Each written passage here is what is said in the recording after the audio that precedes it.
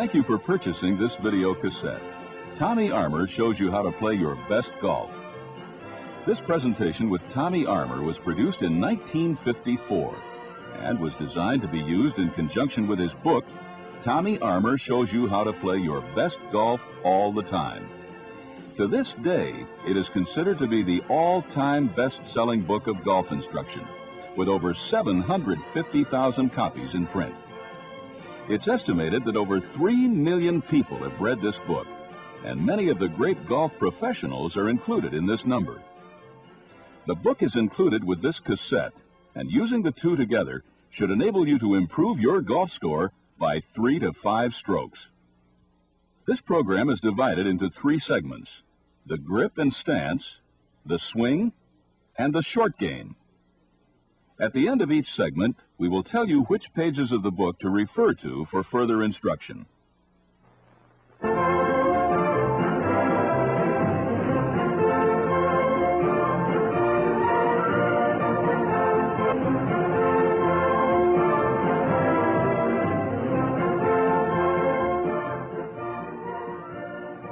Here we are at a golf course, the famous Wingfoot Country Club at Mamaroneck, New York.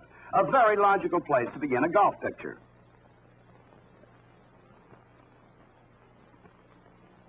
And standing by, ready to start the instruction, is Tommy Armour. Tommy Armour is one of those rare figures in sports, a brilliant player who is also one of the greatest teachers.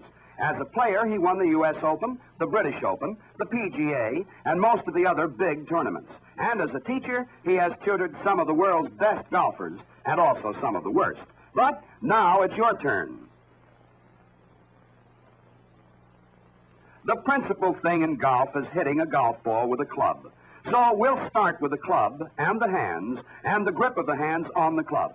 Remember this: the left hand guides the club and the right hand furnishes the power. The left hand guides and the right hand provides the power.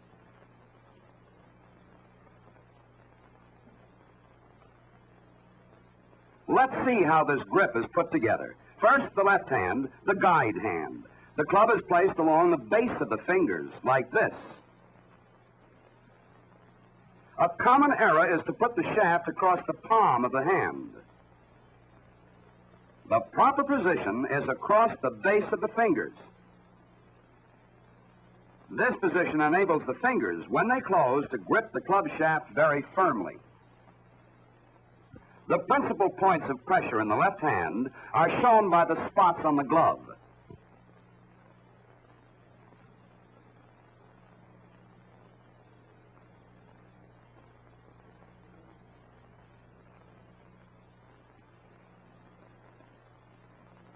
After gripping the shaft with the fingers, the left thumb is placed along the right side of the shaft. We'll do that again.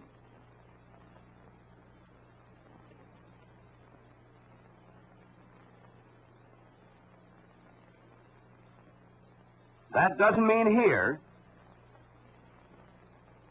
or there, but over on the right side of the shaft. When the left hand is positioned correctly, the V of the thumb and forefinger should point to the right shoulder.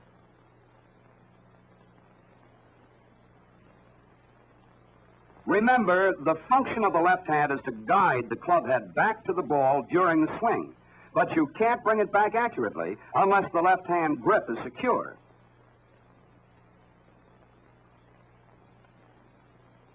And now to add the right hand to the grip.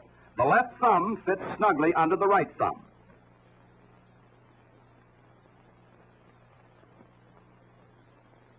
The grip of the right hand is also in the fingers as they wrap around the club. The right thumb is in a natural position to the left of the shaft. We'll repeat that positioning.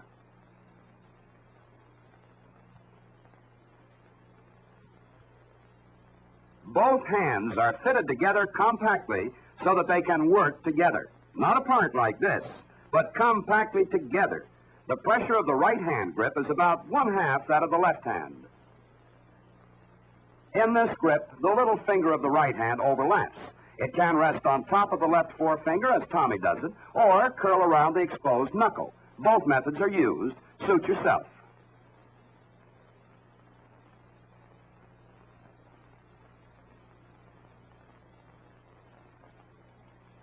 As with the left hand, the V of the thumb and forefinger points to the right shoulder.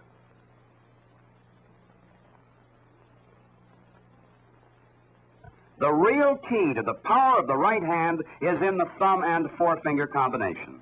These two fingers should be as close together as possible. It is this combination that enables you to whip the club on the downswing and deliver power.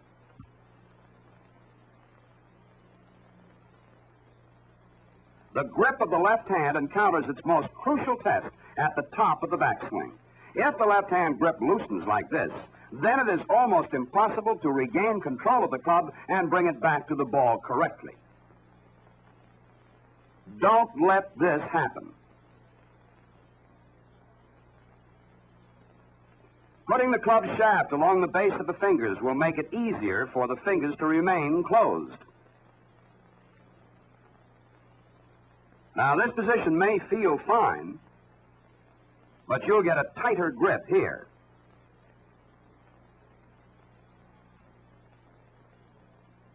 Now that the grip is set, let's get the rest of the body ready to hit the ball. Lining up your stance starts with the head of the club. The sole of the club should lie flat on the ground, not with the heel up or the toe up.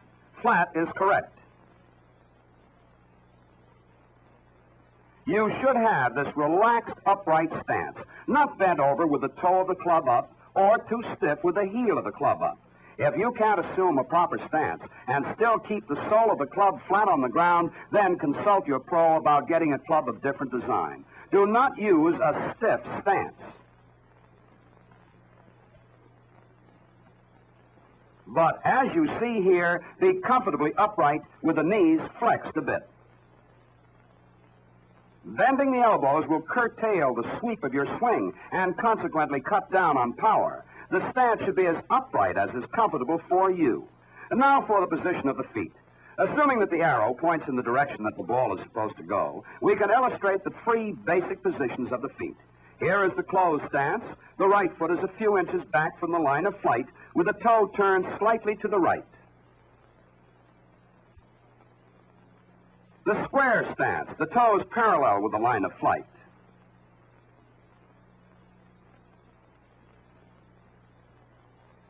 And the open stance. The right foot moves forward of the line and the left foot drops back slightly.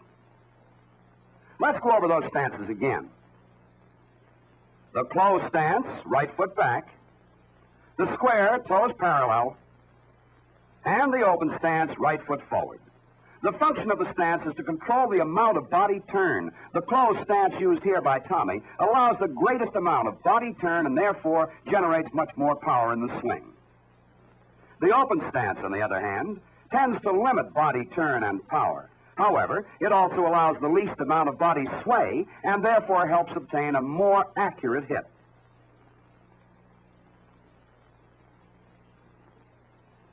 To review the stances, here's the closed stance with the feet apart about the width of the shoulders. This stance should be used principally with the driver because a long hit is wanted, and the closed stance permits the hips and body to turn fully. Using a swing with full body turn helps generate power.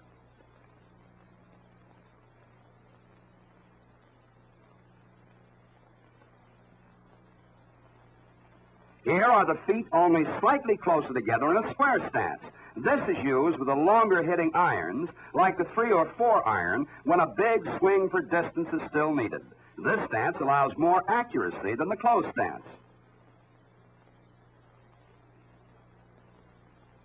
And here, the feet are much closer together in an open stance. Ordinarily, this is used with shorter irons that have a lot of loft, like the number 8 or 9 iron. This is a stance for accuracy and not power.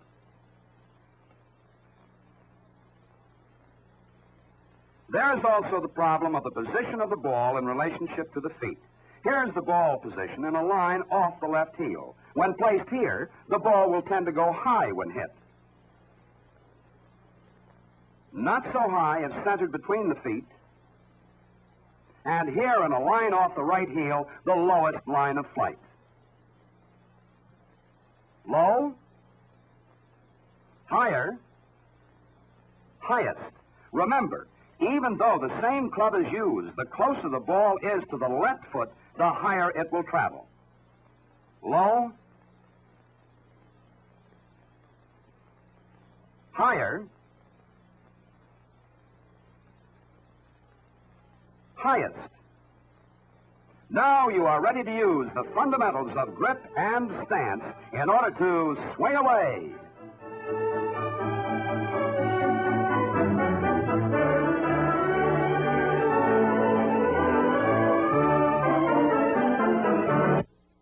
The grip is covered in Chapter 6 on pages 48 to 61 of the book.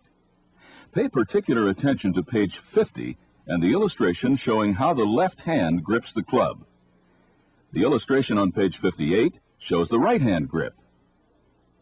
The stance is covered in Chapter 7 on pages 62 through 80. Be sure to understand the illustrations on page 64.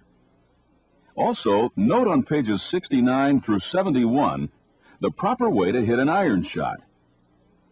The most important page in this entire book is page 72, which shows the relationship between the ball, feet, and hands at address. After reading Chapters 6 and 7, rewind the grip and stance segment of the tape and view it again.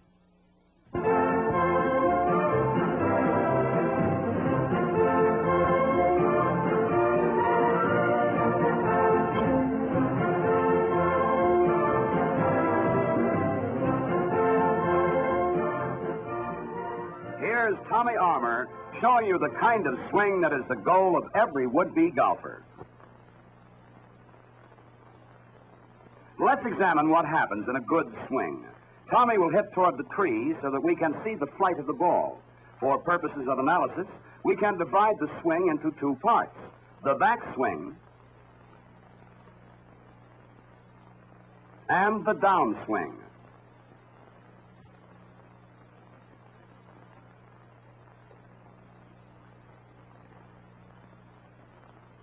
Now, the first thing you must learn if you want to acquire a good swing is to keep your head steady throughout the entire swing.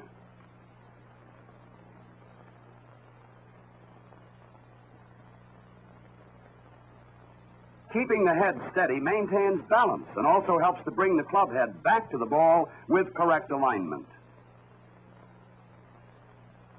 This is not the same as keeping your eyes on the ball. Here, Tommy keeps his eyes on the ball, but his head shifts enough to throw him off balance. Compare it to this correct head position.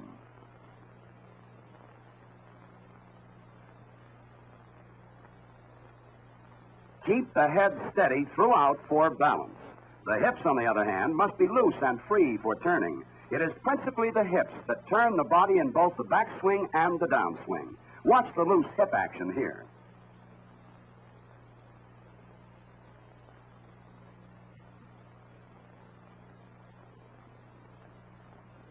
Although the body turns fully, there isn't a shift of body weight from side to side. Your weight should favor your left foot throughout the swing, and here's why. Every club in your bag is built with a different angle of loft in its face. In order for that club face to impart its specific loft to the ball, it must hit the ball while it is on the downswing. That is, before the bottom of the swing arc has been reached.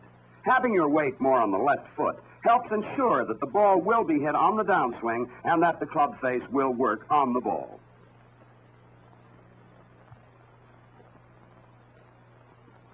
If the weight is more on the right foot, the ball usually gets hit on the upswing, if it gets hit, and is either topped or scooped up. The club face hits with its front edge and therefore doesn't give its specific loft to the ball. In the backswing, the cocking of the wrists is delayed until near the end of the swing, as demonstrated here in exaggerated form.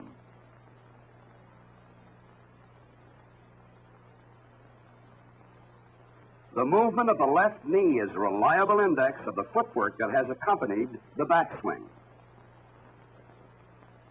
Let's look at the knee action in slow motion. The left knee moves in until it is pointing not too far behind the ball. This knee action helps the hips pivot correctly. Here now is the complete backswing, and we'll hold it so that we can check the important points. Left knee pointing behind the ball,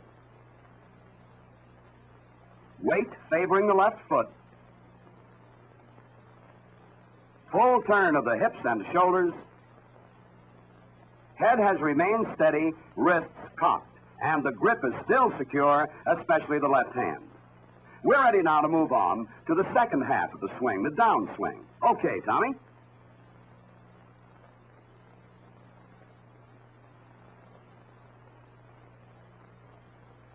And there's the payoff, a solid hit.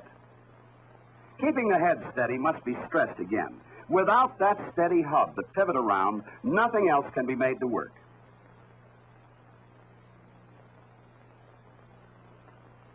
As in the backswing, the hips swivel freely.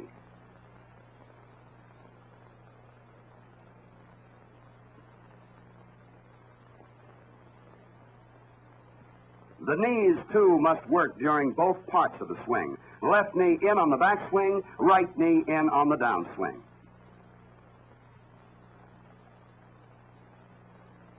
Here's a profile view of the knee action.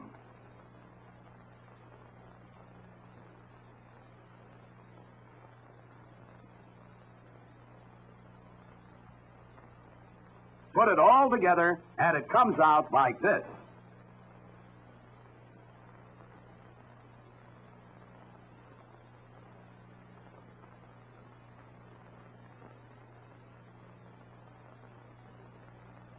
And now we come to the real secret of hitting power, the working of the wrists and the hands.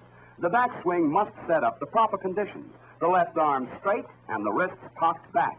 This is the beginning in the creation of power. The principal purpose of the backswing is to achieve this position of the arms and wrists. And now the downswing starts. Again we stop. Look where his hands are, almost at the bottom of the swing. Yet, the club head is only halfway down. That's because his wrists are still cocked. He has delayed on cocking his wrists to the very last moment. Here is where the right hand really goes to work. It whips the club as the wrists uncock. That is the secret of power. Watch again the action of the wrists in this close-up.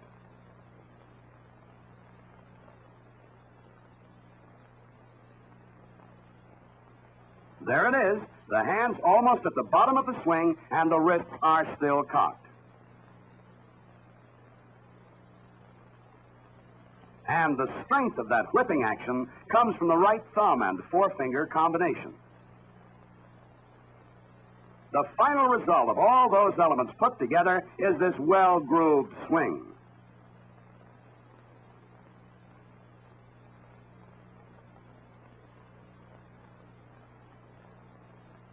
We come next to the use of the various clubs. Here's the driver, your longest hitting club when used correctly. Use the closed stance for the driver, meaning that the right foot is slightly back.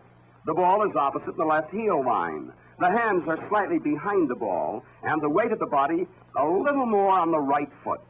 Now, this is the only instance where the weight favors the right foot, because the driver face has very little loft, and therefore you want to hit on the upswing. The teed-up ball also helps. The closed stance encourages an inside-out swing, which tends to give a slight hook to the ball's flight. The ball will continue to roll after it lands because of its overspin, and the additional yardage that you get is the plus factor.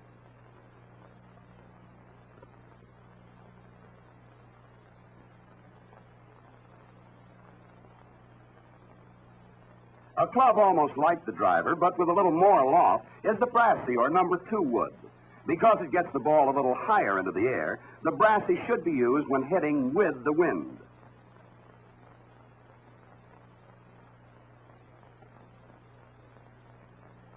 Here's the number 3 wood, or spoon. This is the club to use for long shots from good lies on the fairway. And this is the number 4 wood. Use this club for close lies on the fairway, or for getting out of the rough when the lie isn't too good. Here's the stance for these woods. It is a slightly closed stance, and the ball is just a bit back from the left heel line. The hands are over the ball, and the weight a little more on the left foot. Now remember that these woods hit down on the ball instead of up, as the driver does. Here's a shot with a number 3 wood.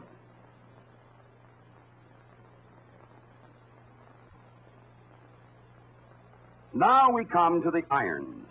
Starting with the number 2 iron, a tough club for beginners, each successively higher numbered iron, 3, 4, 5, 6, and so forth, gives us a little more lift to the ball and at the same time a little less distance.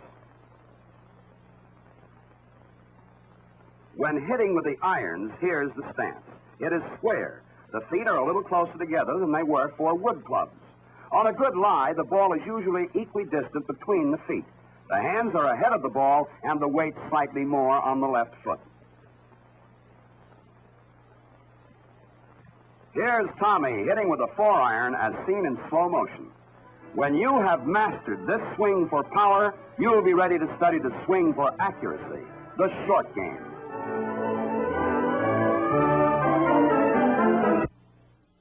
We suggest that you read chapters 8, 9, 10, and 11 on pages 81 through 109.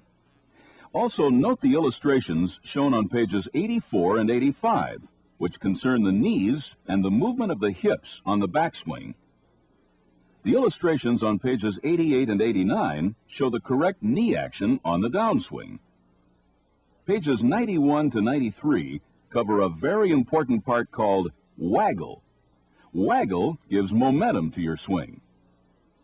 Chapter 10, which begins on page 94, puts the grip and stance together to create a fine golf swing.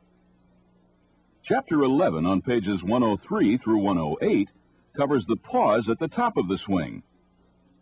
Again, after you have read these 4 chapters, rewind and view the swing segment of the tape.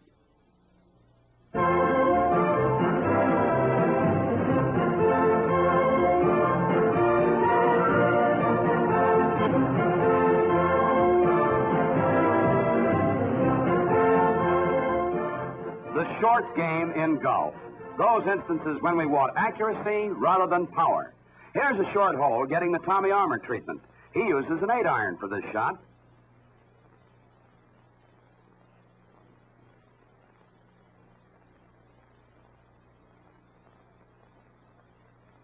However, you can play it with less loft and make it run up. Tommy uses a 6-iron for this.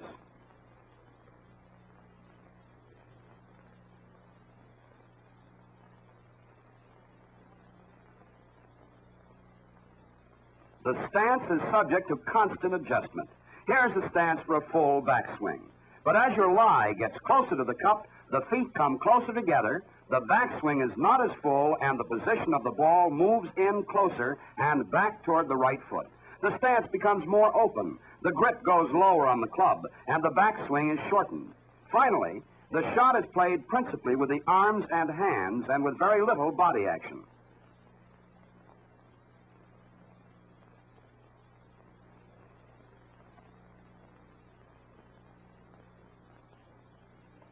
Here is an approach shot less than 100 yards from the green. Use an 8 or a 9-iron.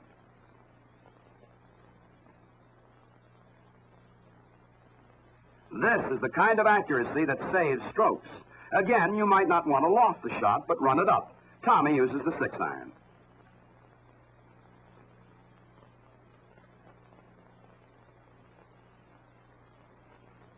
Remember, the feet come closer together as the distance shortens, and everything kind of tightens up.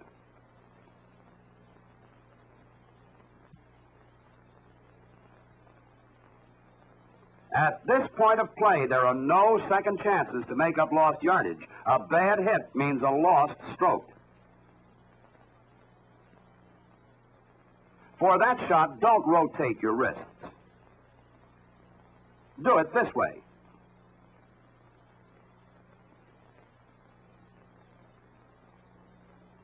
This chip shot from the edge of the green is done differently. Use a club that will keep the ball at a low trajectory and make it roll. The 5 and 6 irons are the clubs for this job. The stance is a square one with the feet quite close together. The ball is centered between the feet. Keep the body still and let the hands do the job.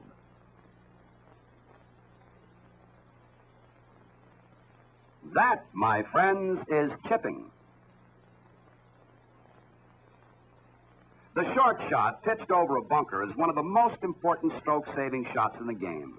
Fear ruins most shots here. Forget about the trap. It's just another shot.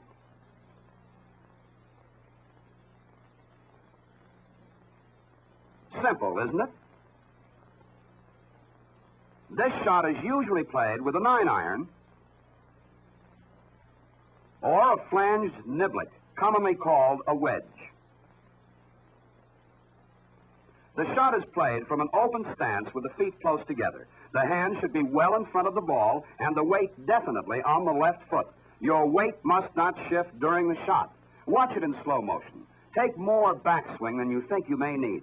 The ball, popping up in the air, will cut down distance surprisingly.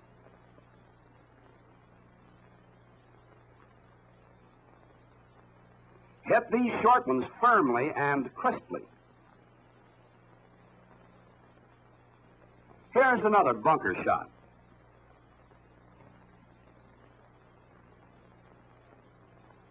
Just a short swing is used.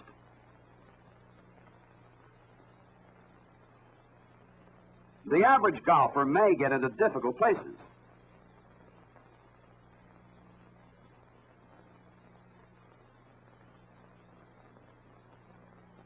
There are no special tricks for this lie. It's the same short pitch shot that's used in so many places.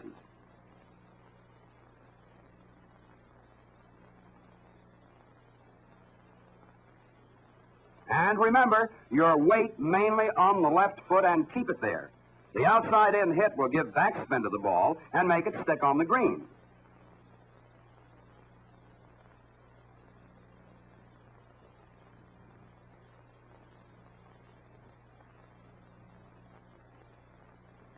When your ball drops on a sloping fairway, a fairly common circumstance, an adjustment in stance must be made. Now, the important thing to understand about a sloping lie is that it keeps the ball from lying at the point where the lowest part of your swing would normally occur. So you adjust your stance, going into an open stance for a downhill lie. Since this will cause you to slice, aim the shot well to the left. On an uphill lie, the reverse is true, but the theory is still the same. In order to get the ball lying at the lowest part of your swing, close the stance and, since the ball will now hook, aim more to the right.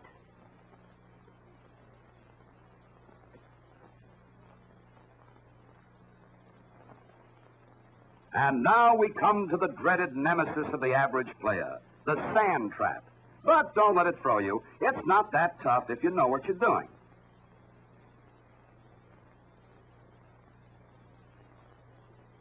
The shot is played with a flanged niblick, a heavy club with a short shaft and a wide flange on its sole to permit it to slide through the sand under the ball rather than dig into the sand. The stance is an open one, with the ball a little back from the left heel line.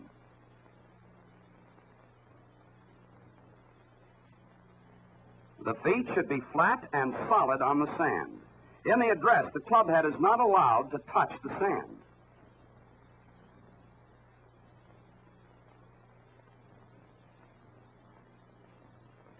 Now, here's the shot in slow motion. Since the sand, rather than the club face, actually contacts the ball, there will be no spin on the ball. The club strikes the sand 2 or 3 inches behind the ball and goes right through. Never stop the club after the ball comes up, but keep it going.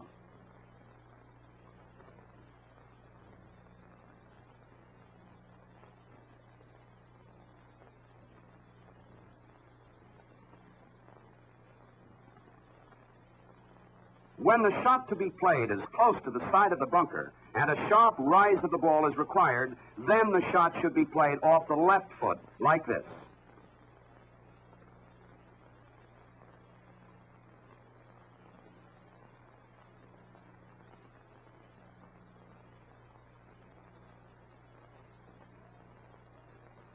Well, that covers most of the clubs, except the putter. That one is a problem.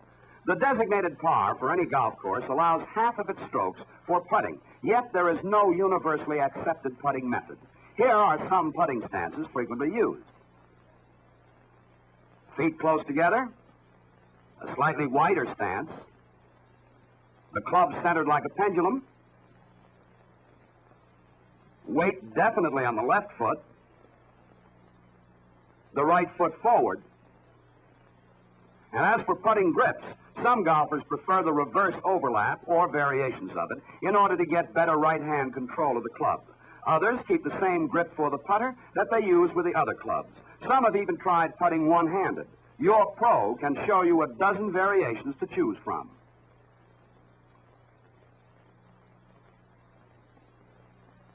Here's the style of putting that Tommy uses, and his suggestion is, use any stance or grip that feels comfortable to you, as long as it makes the putter blade move in a straight line toward the hole.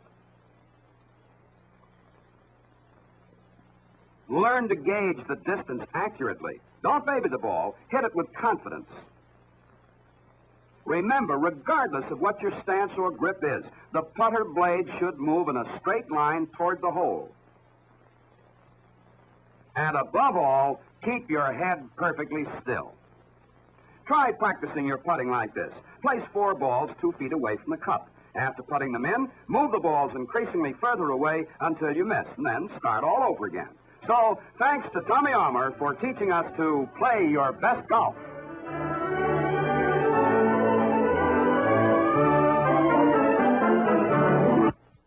The short game is covered in Chapter 12 on pages 110 through 130. This one section of the tape will easily take 3 strokes off your game by showing you how to get close enough for just one putt. Chapter 13 covers the philosophy of putting. Read it and practice with 4 balls as shown on the tape. After reading Chapters 12 and 13, rewind the tape and view it again.